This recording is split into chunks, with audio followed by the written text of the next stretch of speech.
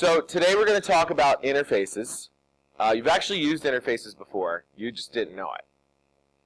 One of the interfaces that you used, and was on the fast start activity, the comparable interface. So we use this when we're comparing two objects, and it gives us three possible answers, right? A positive number, a negative number, or zero, depending upon where things are. You can make any class have a compare to method. But we want to make sure the compare to method works the same way all the time. Always has those returns. So they built an interface for it, and you would implement that interface so that way people know that this has a compare to method that works the same as every other compare to method. It would not make sense to have somebody write a compare to method that worked exactly opposite of this and use different values or use a different methodology. That would just be really confusing. So they made this ability to create what's called interfaces, so you can pass along a to-do list to a class and not only force yourself into that mold, but let everybody else know, because this implements the comparable interface, it's going to behave the same way as the compare to method every time you see it. Whether you're talking about strings or you're talking about a book, whatever it is, it's going to have to behave the same way. So, the compare to interface, what does it do? Well, if we're comparing two strings, string 1 being apple, string 2 being banana, S1 dot compared to S2. So, what is the output? Why don't you pause the video and see if you can come up with the answer, then we'll show it. So a good way to read this is as a sentence. Where is apple compared to banana? Well, apple compared to banana is to the left. And on a number line, when you're going to the left, the value is negative. Now, putting a -1 here is arbitrary. It could be any negative value whatsoever. The computer's going to throw back something. It could be a -3. It's going to throw some number back. You are only concerned about, is it negative? So don't test for -1, test for less than 0. For equality, test for equal to 0. For if apple was to the right of banana, which would be weird because that's not alphabetical, but banana, you would make it positive and see if it's greater than 0. So where does this fall? Well, if it's less than 0, this instance precedes the object in a sort order. So in other words, S1 comes before S2 if it's less than 0. And again, if you read it as a sentence, where is S1 compared to S2? That's the order that you should be reading it in. Where is S1 compared to S2? If it's 0, then they are the same position. And finally, if it's greater than 0, the instance follows the object in the sort order. So any object that implements the comparable interface should behave this way. It should do this. So for example, if we take our book class and tell Java using this command that it's going to implement comparable. So we're telling Java that it's going to implement the comparable interface. We have to have a method in there called compare to. It has to take an object as its parameter. Now we talked about objects being the topmost thing. Everything is a child of object. So the reason the compare to interface takes an object is because we want to design it the same way every time. So compare to can apply to anything because everything is a child of an object and everything would have that larger type applied to it. So the compare to interface always has a parameter of an object, and then it has to return a value based upon your way you ordering things. Now this is the part where it gets a little fuzzy, because that's up to the programmer and their I guess, responsibility to make it behave correctly. You have to write the code to make this sort things in a way that you're going to get a negative value if S1 comes before S2, a positive value if S1 comes after S2, and a 0 if S1 equals S2. You see what I've done here is I just said return -1. I haven't done any work at all.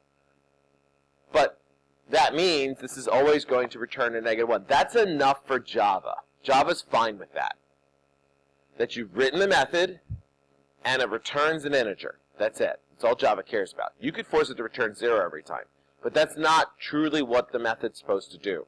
So you have to write the method as it's designed to be written to really fit into the style of programming with interface. So a comparable interface would have the ability to compare things. So for example, I might write a comparable interface that creates up a book.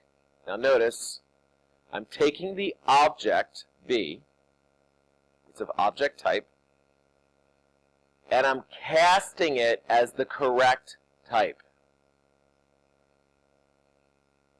So the programmer for the class has to cast the parameter as the correct type.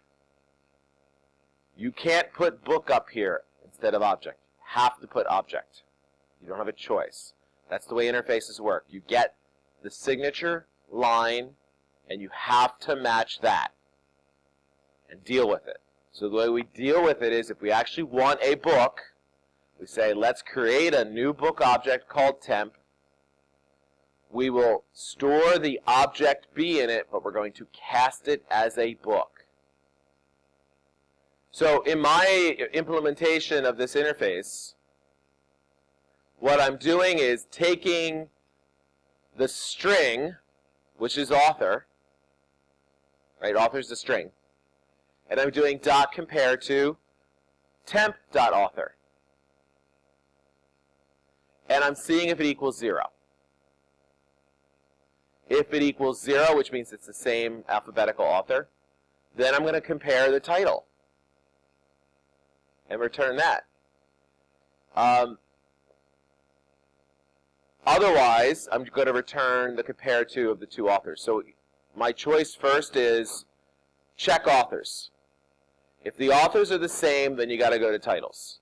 If the authors are not the same, then compare authors. So I'm ordering this by author. Notice I'm using the compare to method because strings have the compare to method built in. They use the comparable interface. So I can take advantage of that and say, okay, if I'm comparing strings, I'm just going to let strings get compared as they're supposed to get compared. And I'm going to choose that when I'm comparing book, I compare first the author, check to see if it's equal to 0. That means they're the same author, and then I'll have to return the result of the compare to for the title. Remember, return statements kick out.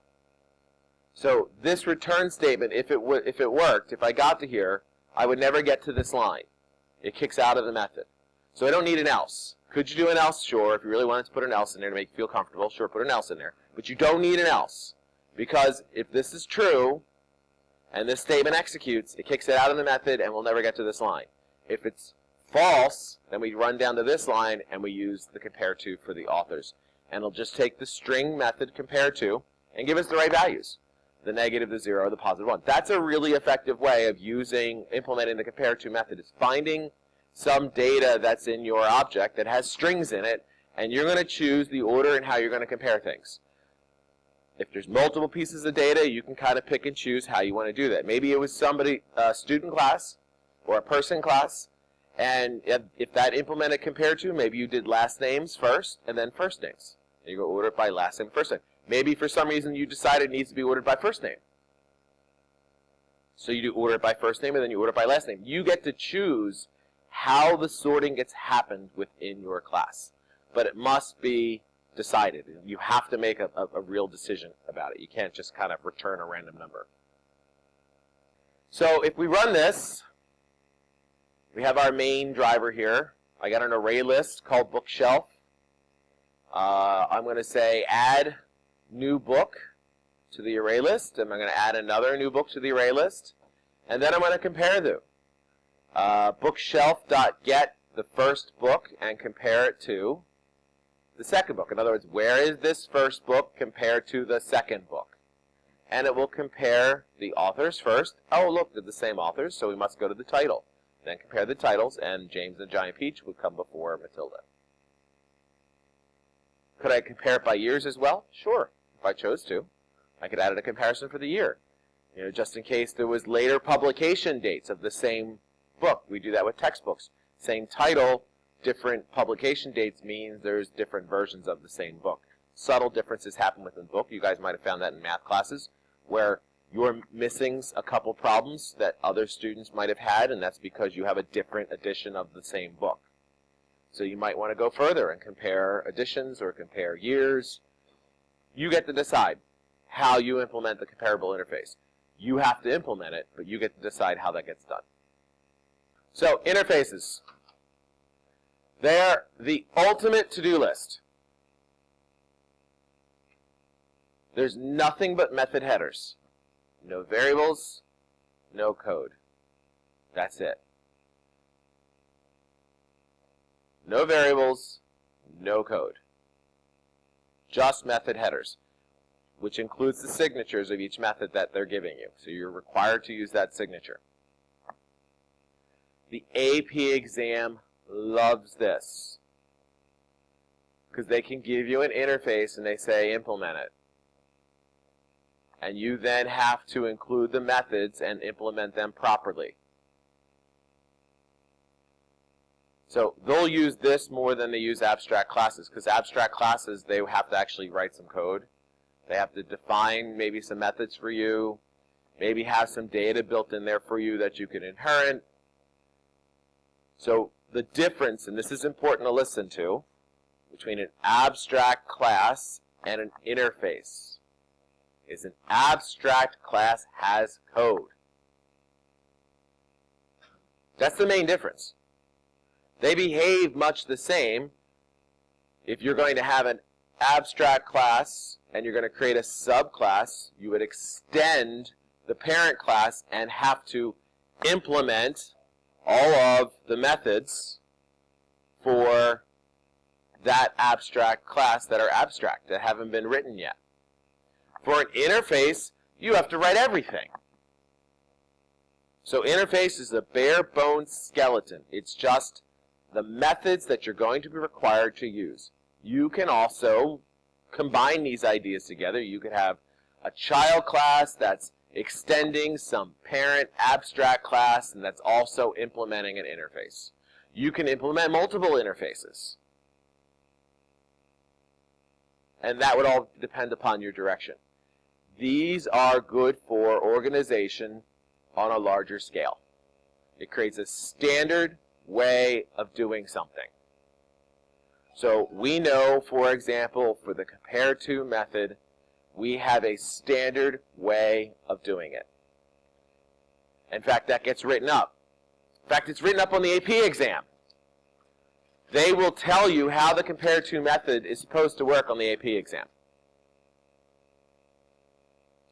In a document that they hand you, there is listing of the things that you have to know, written in Java doc form, so it'll be written in that kind of, if this one comes before that one, then it's negative.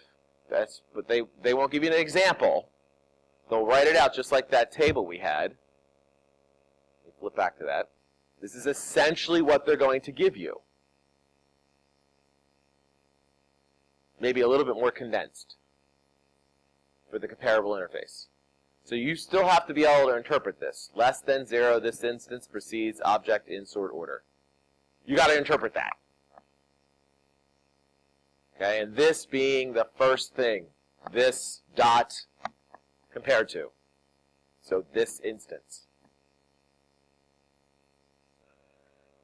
It's useful because it also gives us the ability to relate unrelated classes. Like the compare to interface can show up on any object whatsoever. It makes sense to compare things. But if you were talking about the person class like you guys did in an activity, you would have a person, and then you have a student, and you have a high school student, an elementary school student. They're all related. It wouldn't make sense to start talking about cars all of a sudden. Having a car being a subclass of a person would not make any sense. But having a car and a person both implement the compared to interface makes sense. So you use interfaces when you're trying to apply a standard to any class whatsoever. Maybe in your company you have decided that anytime somebody uses something, it has to print out a disclaimer or a copyright or something, right? And that's something that has to be put into everyone's code somewhere for some reason. Or maybe it's some type of security protocol that has to go into everybody's codes for some reason. So it's an organizational technique, it's a to-do list, it's a way of getting a standard. So there is another interface that you've been using. It's called a list interface. Where have you been using it? In the array list. Array list implements list. Array list implements list. So it adds in the behaviors of the add, the remove, the get, all of those methods that we're used to seeing. So you might be saying to yourself, wait a minute. They created this interface called list and then created this other thing called array list. Why not just make one thing? Why make two? Well, because there are other kinds of lists that implement list. There's linked lists, which we haven't talked about, that behave differently than array lists. Similar, because they have the same methods, because they're required to. They have an add, they have a remove, but they behave a little differently. So all of these behaviors are part of the list interface. So why am I telling you this? Well, one, because it's another example of an interface, but there's a more important reason for the AP exam. On that sheet that they give you, where they have you go through and they explain how these different things that you need to know work, there is no array list. They say that again. They do not put array list on that sheet. What they do is they put list, because array list implements list. So rather than putting array list on that sheet, they put list on that sheet. So when you're looking to see, oh wait, how does array list work? I forgot. What's the method to remove something? Maybe you forgot, or delete something. You say delete. You know, you can't remember what the method's supposed to be. You don't remember that it's remove. You look at that cheat sheet, and you see there's nothing on there that says array list. Well, list is the interface that array list uses. So if list has it, then array list has it. So when you look on that cheat sheet, you're looking for list, not array list. And we'll look at that when we start reviewing for the AP exam. But I want to make sure that's why that's there. That's why, you know, they have it in there. It's an interface for you to use anytime you implement anything that you might need some type of listing structure where you can add, remove, and stuff like that. So here's an example of the list. Actually, this is the list interface. Interface list. How they define it. Interface list. Takes an object. These are all the methods that would have to be defined if you implemented the interface list. They would all have to be defined in that way. And they give you more detail. What it's supposed to return. That would be a lot of work to implement that. So they're not going to ask you to do that on the AP exam. You're not going to implement this whole thing. But this is an example of all the interfaces, all the methods in the interface that you'd have to end up writing if you decided to implement interface, including this other thing called a collection. So this is the quick reference sheet you get for the AP exam. It tells you got substring, you got length, you got compare to. That's nice, that's there. And then they have this thing down here called list. It's not array list, it's list. And this is where you'll see all the methods that you need to know for list. They give you this. No, they say you do not have to memorize any code for the AP exam. You just have to know structure. So these are the methods that you need to know for the AP exam. Is it easier if you have it memorized? And most of them probably do. But yeah, but if you panic and you need to look it up, it's right there. They give it to you. You know, if you forget POW, does it come base or exponent? Which order does that come in? It's right there. You know, all the ones that you need to know are listed right there. Okay, and they'll give you that sheet. All right, so that's it for this lesson. There is a practice activity. If I get to the right page. There's a practice assignment. Go ahead and work on that practice assignment and never stop coding. We'll see you next lesson.